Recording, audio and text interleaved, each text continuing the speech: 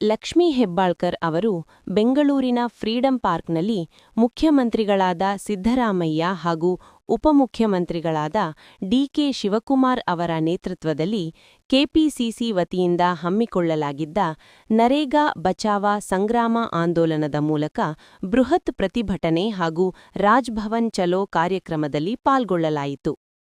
ಕೇಂದ್ರ ಸರ್ಕಾರವು ವಿಬಿಜಿ ರಾಮ್ಜಿ ಕಾಯ್ದೆಯನ್ನು ಹಿಂಪಡೆದು ನರೇಗಾ ಕಾಯ್ದೆಯನ್ನು ಮರುಜಾರಿಗೊಳಿಸಬೇಕು ಎಂದು ಆಗ್ರಹಿಸಲಾಯಿತು. 20 ವರ್ಷದ ಹಿಂದೆ ಮನ್ಮೋಹನ್ ಸಿಂಗ್ ನೇತೃತ್ವದ ಕೇಂದ್ರ ಸರ್ಕಾರ ಜಾರಿಗೆ ತಂದಿದ್ದ ನರೇಗಾವನ್ನು ನಾಶ ಮಾಡಲು ಬಿಜೆಪಿ ಹೊರಟಿದೆ. ಮಹಾತ್ಮ ಗಾಂಧಿ ಹೆಸರಿನಲ್ಲಿ ಆರಂಭವಾದ ಈ ಯೋಜನೆ ಗ್ರಾಮೀಣರ ಉದ್ಯೋಗದ ಹಕ್ಕಿಗೆ ಖಾತ್ರಿ ನೀಡಿತ್ತು. ಪ್ರತಿ ವರ್ಷ 6,000 ಕೋಟಿ ರೂಪಾಯಿ ಮೊತ್ತದ ಕಾಮಗಾರಿ ನಡೆಯುತ್ತಿದ್ದವು. ಆದರೆ ಈ ಹಕ್ಕು ಈಗ ಮೊಟಕಾಗಿದೆ. ನರೇಗಾ ಕಾಯ್ದೆಯನ್ನು ಮರುಜಾರಿಗೊಳಿಸದಿದ್ದರೆ ಮುಂದಿನ ದಿನಗಳಲ್ಲಿ ಹೋರಾಟದ ಸ್ವರೂಪವನ್ನು ಮತ್ತಷ್ಟು ತೀವ್ರಗೊಳಿಸಲಾಗುವುದು.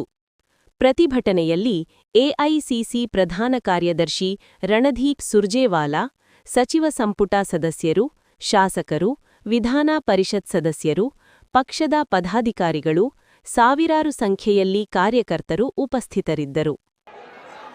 ಬೋಲೋ ಭಾರತ್ ಮಾತಾ ಕಿ, ಕಾಂಗ್ರೆಸ್ ಪಕ್ಷಕ್ಕೆ. ಬಂಧುಗಳೇ, ನಾನು ತಮ್ಮಲ್ಲೆಲ್ಲರಲ್ಲಿ ಒಂದು ವಿನಂತಿಯನ್ನ ಮಾಡ್ಕೊಳ್ತೀನಿ. ತಾವು ಇಷ್ಟೊಂದು ಸಂಖ್ಯೆಯಲ್ಲಿ ಬಂದು ಇವತ್ತು ಹಳ್ಳಿನಲ್ಲಿ ತಮ್ಮ ಜೀವನವನ್ನ ಕಟ್ಕೊಳ್ಳಿಕ್ಕೆ ಸಹಾಯವಾದಂಥ ಈ ಉದ್ಯೋಗ ಖಾತ್ರಿ ಯೋಜನೆಯನ್ನ ಬುಡುಮೇಲು ಮಾಡಿದಂಥ ಕೇಂದ್ರ ಸರ್ಕಾರದ ವಿರುದ್ಧ ನಮ್ಮ ಕಾಂಗ್ರೆಸ್ ಪಕ್ಷ ಹಮ್ಮಿಕೊಂಡಂತ ಈ ಒಂದು ಪ್ರತಿಭಟನಾ ರ್ಯಾಲಿಗೆ ಅತ್ಯಂತ ಉತ್ಸಾಹದಿಂದ ತಾವೆಲ್ಲ ಬಂದಿದ್ದೀರಾ. ಒಂದು ಎರಡು ನಿಮಿಷ ನಾವು ಮಾತಾಡೋದನ್ನ ತಾವು ಕೇಳಬೇಕು. ಮಾಧ್ಯಮದ ಎಲ್ಲರೂ ಇಡೀ ರಾಜ್ಯಕ್ಕೆ ನಾವು ಮಾತನಾಡೋದನ್ನ ತೋರಿಸಿದ್ರೆ ನಮ್ಮ ಪಕ್ಷಕ್ಕೆ ಮತ್ತು ಉದ್ಯೋಗ ಖಾತ್ರಿಯಲ್ಲಿ ಸೇವೆ ಮಾಡ್ತಾ ಇರುವಂತ ಜಾಬ್ ಕಾರ್ಡ್ ಹೋಲ್ಡರ್ಸ್ಗೆ ಅನುಕೂಲ ಆಗುತ್ತೆ. ವಿನಂತಿ ಮಾಡ್ತೀನಿ. ಈ ಒಂದು ಪ್ರತಿಭಟನೆಯಲ್ಲಿ ಭಾಗವಹಿಸಿದಂತ ರಾಜ್ಯದ ಗೌರವಾನ್ವಿತ ಮುಖ್ಯಮಂತ್ರಿಗಳಾದಂಥ ಸಿದ್ದರಾಮಯ್ಯ ಸಾಹೇಬ್ರೆ, ನಮ್ಮ ಎಐಸಿಸಿಯ ಪ್ರಧಾನ ಕಾರ್ಯದರ್ಶಿಗಳು, ಕರ್ನಾಟಕ ರಾಜ್ಯದ ಉಸ್ತುವಾರಿಗಳಾದಂಥ ಮಾನ್ಯ ಸುರ್ಜೇವಾಲಾ ಸಾಹೇಬ್ರೆ, ಕೆಪಿಸಿಸಿ ಅಧ್ಯಕ್ಷರು ಉಪಮುಖ್ಯಮಂತ್ರಿಗಳಾದಂಥ ಡಿಕೆ ಶಿವಕುಮಾರ್ ಸಾಹೇಬ್ರೆ, ಮಾಜಿ ಮುಖ್ಯಮಂತ್ರಿಗಳಾದಂಥ ಹಿರಿಯರಾದಂಥ ಮೊಯ್ಲಿ ಸಾಹೇಬ್ರೆ, ಎಐಸಿಸಿಯ ಎಲ್ಲ ಕಾರ್ಯದರ್ಶಿಗಳೇ, ನನ್ನ ಜೊತೆ ಸಂಪುಟದಲ್ಲಿ ಕೆಲಸ ಮಾಡ್ತಾ ಇರುವಂಥ ಎಲ್ಲ ಮಂತ್ರಿವರ್ಯರೇ, ಎಲ್ಲ ಶಾಸಕರೇ, ಹಿರಿಯ ಪಕ್ಷದ ಮುಖಂಡರೇ, ಮುಂಚೂಣಿ ಘಟಕದ ಎಲ್ಲ ಅಧ್ಯಕ್ಷರೇ ಮತ್ತು ಅತ್ಯಂತ ಸ್ವಾಭಿಮಾನದ ನಮ್ಮ ಪಕ್ಷದ ಕಾರ್ಯಕರ್ತರೇ, ಗ್ರಾಮ ಪಂಚಾಯಿತಿಯ ಪರಿಕಲ್ಪನೆ ಮಹಾತ್ಮ ಗಾಂಧೀಜಿಯವರು ಯಾವತ್ತಿದ್ರೂ ಒಂದು ಮಾತನ್ನ ಹೇಳ್ತಾ ಇದ್ರು. ಗ್ರಾಮ ಸ್ವರಾಜ್ಯದ ಪರಿಕಲ್ಪನೆ ಮಹಾತ್ಮ ಗಾಂಧೀಜಿಯವರ ಉಸಿರಾಗಿತ್ತು ಅಂತ ಹೇಳಿದ್ರೆ ತಪ್ಪಾಗ್ಲಿಕ್ಕ ಬಂಧುಗಳೇ. ಭಾರತ ದೇಶ ಹಳ್ಳಿಗಳ ದೇಶ.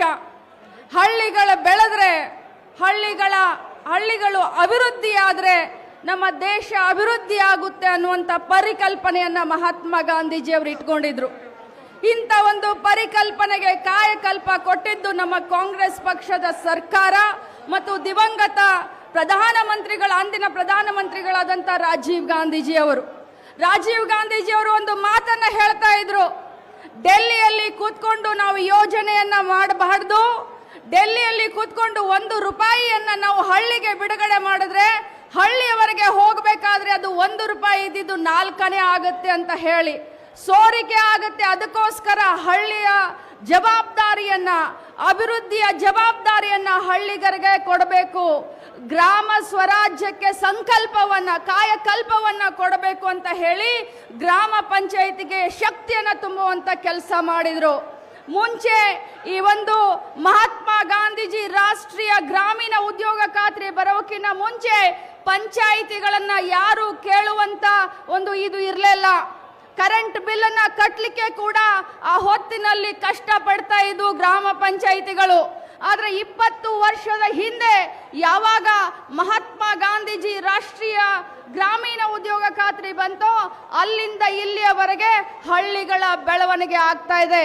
ಬಂಧುಗಳ, ಇವತ್ತು ಗ್ರಾಮ ಪಂಚಾಯಿತಿ ಚುನಾವಣೆಯಲ್ಲಿ ನಿಲ್ಲಲಿಕ್ಕೆ ಗ್ರಾಮದ ಸದಸ್ಯರು ಹೋರಾಟ ಮಾಡೋದನ್ನ, ಇಲೆಕ್ಷನ್ ನಲ್ಲಿ ಕಾಂಪಿಟೇಷನ್ ಮಾಡೋದನ್ನ ನೋಡಿದ್ರೆ ಎಷ್ಟು ಅಭಿವೃದ್ಧಿ ಮಾಡಲಿಕ್ಕೆ ಅವರಿಗೆ ಅವಕಾಶ ಸಿಗುತ್ತೆ ಅನ್ನೋದನ್ನ ಮನಗಂಡು ಕಾಂಪಿಟೇಷನ್ ಆಗ್ತಾ ಇದೆ. ಬಂಧುಗಳೇ, ತಾವೆಲ್ಲ ಅರ್ಥ ಮಾಡ್ಕೊಳ್ಬೇಕು. ಇವತ್ತು ಈ ಒಂದು ಮನರೇಗಾವನ್ನು ಕಿತ್ತು ಬಿಸಾಕಿ ದುರ್ಬಲಗೊಳಿಸಿ ವಿಬಿಜಿ ಗ್ರಾಮ್ಜಿ ಅನ್ನುವಂಥ ಹೊಸ ಕಾನೂನನ್ನ ತೆಗೆದುಕೊಂಡು ಬಂದಿದ್ದಾರೆ. ಭಾರತ ದೇಶ ಇದು ಫೆಡರಲ್ ಸಿಸ್ಟಮ್ ಇರುವಂತದ್ದು, ಅಧಿಕಾರ ವಿಕೇಂದ್ರೀಕರಣ ಆಗಬೇಕು ಹೊರತಾಗಿ ಹಳ್ಳಿಗಳನ್ನ ನಾವು ಡೆಲ್ಲಿಯಲ್ಲಿ ಕುತ್ಕೊಂಡು ಮಾನಿಟರ್ ಮಾಡ್ತೀವಿ ಅನ್ನುವಂಥ ಹಿಟ್ಲರ್ಗಿರಿ ಆಗಬಾರದು. ಬಂಧುಗಳೇ, ಅವರ ಒಂದೇ ಒಂದು ಆಸೆ ಏನು ಅಂತಂದ್ರೆ ಅವರು ರೈತರ ಬಗ್ಗೆ ವಿಚಾರ ಮಾಡ್ತಾ ಇಲ್ಲ, ಯುವಕರ ಬಗ್ಗೆ ವಿಚಾರ ಮಾಡ್ತಾ ಇಲ್ಲ, ಮಹಿಳೆಯರ ಬಗ್ಗೆ ವಿಚಾರ ಮಾಡ್ತಾ ಇಲ್ಲ. ಕೇಂದ್ರದ ಬಿಜೆಪಿ ಸರ್ಕಾರ ಬರೀ ಬಂಡವಾಳ ಶಾಹಿಗಳ ಬಗ್ಗೆ ವಿಚಾರ ಮಾಡ್ತಾ ಇದೆ ಅಂತ ಹೇಳಿದ್ರೆ ಅದು ತಪ್ಪಾಗ್ಲಿಕ್ಕಿಲ್ಲ. ಬಂಧುಗಳೇ, ಇವತ್ತು ಗ್ರಾಮ ಪಂಚಾಯಿತಿಯನ್ನ ದುರ್ಬಲಗೊಳಿಸೋದು ಒಂದೇ, ಗ್ರಾಮೀಣ ಮಕ್ಕಳ, ಯುವಕರ, ಹೆಣ್ಣು ಮಕ್ಕಳ ಅಧಿಕಾರವನ್ನ ಕಸಿದುಕೊಳ್ಳೋದು ಒಂದೇ. ಇವತ್ತು ಇಂಥ ಒಂದು ದೊಡ್ಡ ಬದಲಾವಣೆಯನ್ನ ತರುವಂತ ಸಂದರ್ಭದಲ್ಲಿ ನಮ್ಮ ಕೇಂದ್ರ ಸರ್ಕಾರ, ನಮ್ಮ ರಾಜ್ಯ ಸರ್ಕಾರದ ಜೊತೆ ಚರ್ಚೆ ಮಾಡಬೇಕಾಗಿತ್ತು. ಇದರ ಆಗು ಹೋಗುಗಳ ಬಗ್ಗೆ ಒಳಿತು ಕೆಟ್ಟನ್ನ ಚರ್ಚೆ ಮಾಡಿ ಡಿಸಿಷನ್ ತಗೊಳ್ಬೇಕಾಗಿತ್ತು. ಆದ್ರೆ ತರಾತುರಿಯಲ್ಲಿ ಕೇವಲ 8 ಗಂಟೆ ಚರ್ಚೆ ಮಾಡಿ ಇದನ್ನ ನಮ್ಮ ಮೇಲೆ ಒತ್ತಾಯ ಪೂರ್ವಕವಾಗಿ ಹೇರಿಕೆ ಮಾಡಿದ್ದಾರೆ ಅಂತಂದ್ರೆ ಈ ತರ ಒಳಮರ್ಮ ಏನು ಅಂತ ನಾವು ಅರ್ಥ ಮಾಡ್ಕೊಳ್ಬೇಕು. ಬಂಧುಗಳೇ, ನಿನ್ನೆ ತಾನೇ ಗಣರಾಜ್ಯೋತ್ಸವವನ್ನ ನಾವು ನೋಡಿದಿವಿ. ನಮ್ಮ UPA ಸರ್ಕಾರ ಇದ್ದಾಗ, ಕಾಂಗ್ರೆಸ್ ಪಕ್ಷದ ಸರ್ಕಾರ ಇದ್ದಾಗ ವಿರೋಧ ಪಕ್ಷದ ನಾಯಕರಿಗೆ ಘನತೆಯನ್ನ, ಗೌರವವನ್ನ ಕೊಟ್ಟು ನಡೆಸ್ಕೊಳ್ತಾ ಇದ್ವಿ. ಅದು ನಮ್ಮ ಕಾಂಗ್ರೆಸ್ ಪಕ್ಷದ ಕಲ್ಚರ್ ಅಂತ ಹೆಮ್ಮೆಯಿಂದ ಹೇಳಲಿಕ್ಕೆ ಬಯಸ್ತೇನೆ. ಆದ್ರೆ ನಿನ್ನೆ ಗಣರಾಜ್ಯೋತ್ಸವದ ಸಂದರ್ಭದಲ್ಲಿ ನಮ್ಮ ಅಧಿನಾಯಕರಾದಂತ AICC ಅಧ್ಯಕ್ಷರಾದಂತ, ರಾಜ್ಯಸಭೆಯ ವಿರೋಧ ಪಕ್ಷದ ನಾಯಕರಾದಂತ ಮಾನ್ಯ ಶ್ರೀ ಮಲ್ಲಿಕಾರ್ಜುನ್ ಖರ್ಗೆಜಿ ಅವರನ್ನ ಹಾಗೂ ಲೋಕಸಭಾ ವಿರೋಧ ಪಕ್ಷದ ನಾಯಕರಾದಂತ ಶ್ರೀ ರಾಹುಲ್ ಗಾಂಧೀಜಿ ಅವರನ್ನ 3ನೇ ಸಾಲಿನಲ್ಲಿ ಇಟ್ಟು ಕೂರಿಸಿ ಒಂದು ಅಪಮಾನವನ್ನ ಕೇಂದ್ರ ಸರ್ಕಾರ ಮತ್ತು ಬಿಜೆಪಿ ಅವರು ಮಾಡಿದ್ದಕ್ಕೆ ನಾವು ಧಿಕ್ಕಾರವನ್ನ ಹೇಳಲಿಕ್ಕೆ ಬಯಸ್ತೇನೆ. ಯಾಕಂತಂದ್ರೆ ಅವರ ಹಿಟ್ಲರ್ಗಿರಿ, ಅವರ ಮಾನಸಿಕತ್ವ ಯಾವ ಮಟ್ಟಕ್ಕೆ ಹೋಗಿದೆ ಅಂತಂದ್ರೆ ನಮ್ಮ ಕಾಂಗ್ರೆಸ್ಸಿಗರನ್ನ ಸಹಿಸಿಕೊಳ್ಳಕ್ಕೆ ಅವರಿಂದ ಸಾಧ್ಯವಾಗ್ತಾ ಇಲ್ಲ. ಅದಕ್ಕೆ ನಾನು ನನ್ನ ಕಾಂಗ್ರೆಸ್ ಪಕ್ಷದ ಪರಿವಾರದ ಎಲ್ಲ ಸದಸ್ಯರಿಗೆ ಕರೆಯನ್ನು ಕೊಡ್ಲಿಕ್ಕೆ ಬಯಸ್ತೇನೆ. ನೀವು ಈ ಹೋರಾಟವನ್ನ ಬೀದಿಯಲ್ಲಿ ನಾವು ಮಾಡಬೇಕಾಗತ್ತೆ.